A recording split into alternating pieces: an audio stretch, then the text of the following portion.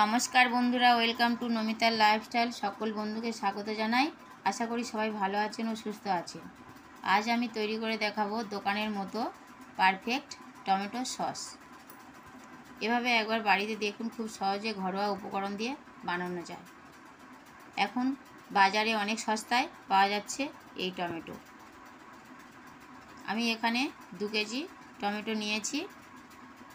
লাল লাল দেখে টমেটোগুলোকে নিয়েছি। আমি এর মধ্যে বোঁটাগুলো সব আমি ছাড়িয়ে নেব।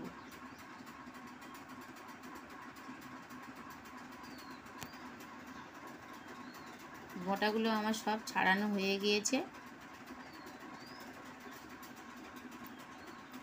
টমেটোগুলো সব ভালো দেখে নিতে হবে, পচার যেন না থাকে। পচা থাকলে বেশি দিন টমেটো সস ভালো থাকবে না। এরপর আমি একটি পাত্রে জল নিয়ে নিলাম। তার মধ্যে সব টমেটো দিয়ে ভালোভাবে এক একটা করে রগড়ে ধুয়ে তুলে নেব।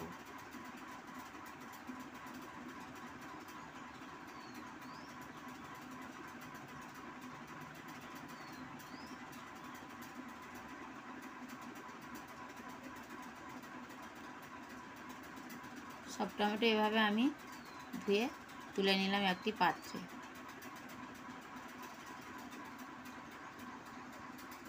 তোলা হয়ে গেছে সব টমেটো আমার। এরপর আমি একটি ছুরি দিয়ে টমেটোর মুখটাকে কেটে আমি ফেলে দিলাম। ওই শক্ত অংশটা কেটে না দিলে টমেটো থেকে যায়।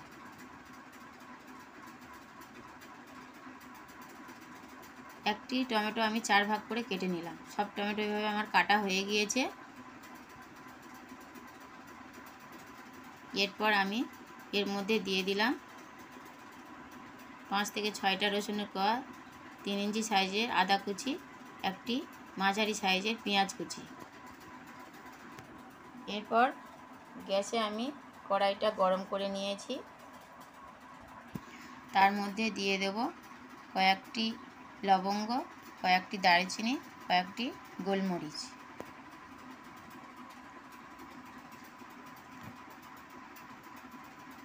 কিছুক্ষণ আমি নাড়াচাড়া করে ভেজে নেব।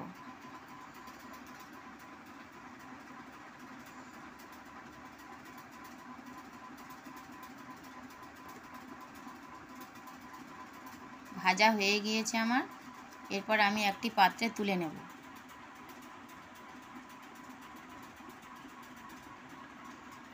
একটি পাত্রে আমি তুলে নিলাম। এরপর আমি সেই কড়াইয়ে দিয়ে দেব কেটে রাখা টমেটো।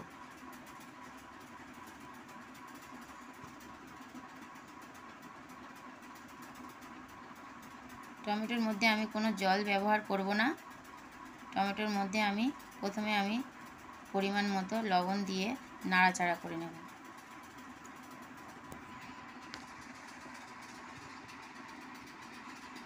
লবণ দেওয়া হয়ে গিয়েছে। এরপর আমি নাড়াচাড়া করে নেব।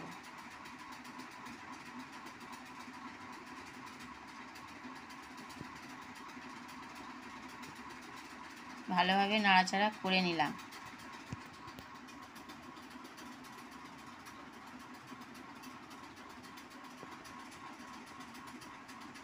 এরপর আমি একটি ঢাকনা দিয়ে কিছুক্ষণ আমি সিদ্ধ করে নেব। ঢাকনা এরপর আমি কিছুক্ষণ পর খুলে নিলাম। দেখুন বন্ধুরা, অনেকটা আমার জল বের হয়ে গিয়েছে। এরপর আমি আরও কিছুক্ষণের জন্য ঢাকা দিয়ে দেব। আরও ভালো আমার সিদ্ধ হয়ে যাবে। অনেকটা জল বের হয়ে গিয়েছে, অনেকটা সিদ্ধও হয়ে গিয়েছে। এরপর দিয়ে দিলাম 2টি শুকনো লঙ্কা। এরপর আমি অনেকক্ষণ ধরে ঘেঁটে নিয়েছি টমেটোগুলোকে ভালোভাবে, অনেকটা সিদ্ধ হয়ে গিয়েছে। এরপর আমি দেখে নেব এর মধ্যে রসুনের কোয়া সিদ্ধ হয়েছে কিনা। রসুনের কোয়াটা সিদ্ধ হয়ে গিয়েছে অনেকটা। আরও আমি কিছুক্ষণ জাল করে সিদ্ধ করব।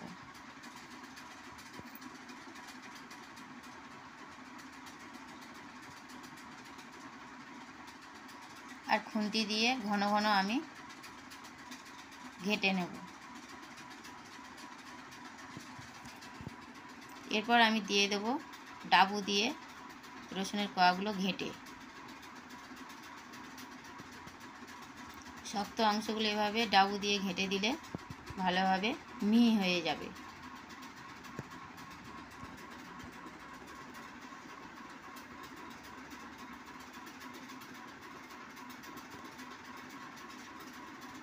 টমেটোগুলো অনেকটা আমার মিহি হয়ে গিয়েছে।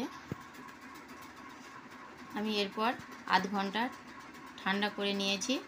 তারপর একটি ছাঁকনি দিয়ে আমি চামচ দিয়ে চেপে ছিবড়েগুলো বের করে নিলাম। অনেকটা আমার ছিবড়ে এর মধ্যে থেকে গেছে। আমি এখানে কোনো মিক্সিতে আমি মিহি করে নিইনি।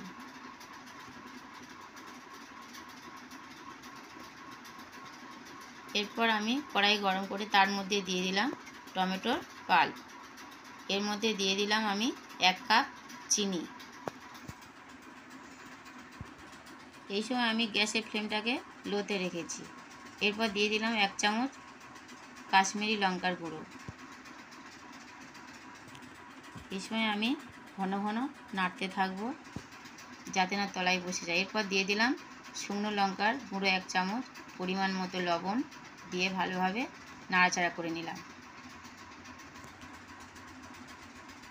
এই সময় গ্যাসের ফ্লেমটা হাইতে রাখলে ছিটকে গায়ে আসবে, যাতে না আসে তার জন্য আমি লোতে রেখেছি গ্যাসের আঁচ। এই সময় ভালোভাবে আমি আরও কিছুক্ষণ নাড়াচাড়া করে নিলাম। এরপর দিয়ে দিলাম ভেজে রাখা মশলা 1/2 চামচ।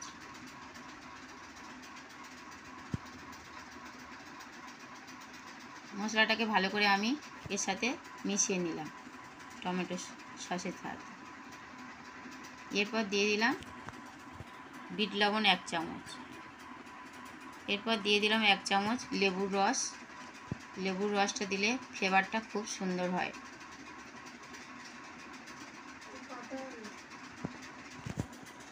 ভালোভাবে আমি সব উপকরণ মিশিয়ে নিলাম।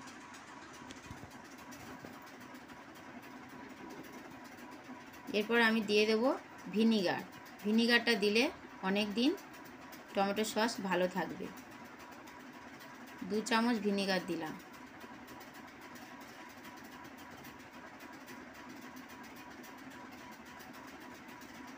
ভালোভাবে আমি ভিনিগারটাকে মিশিয়ে নিলাম।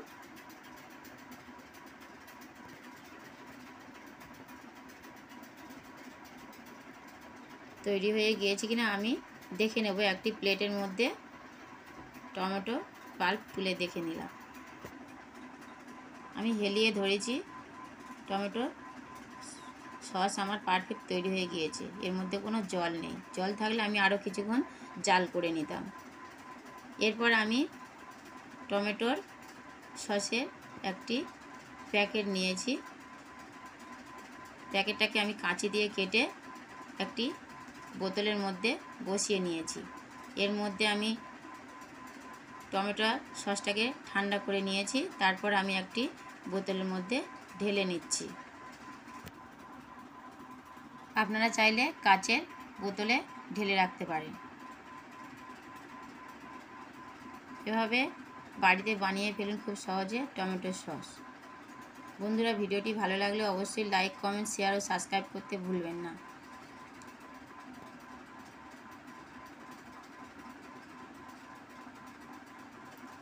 বোতলের মধ্যে আমার সব সস ধরে গিয়েছে। আমার এটি 650 বোতল।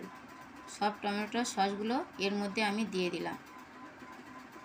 বন্ধুরা, সবাই ভালো থাকবেন ও সুস্থ থাকবেন। আজকের আমি রেসিপিটা এখানে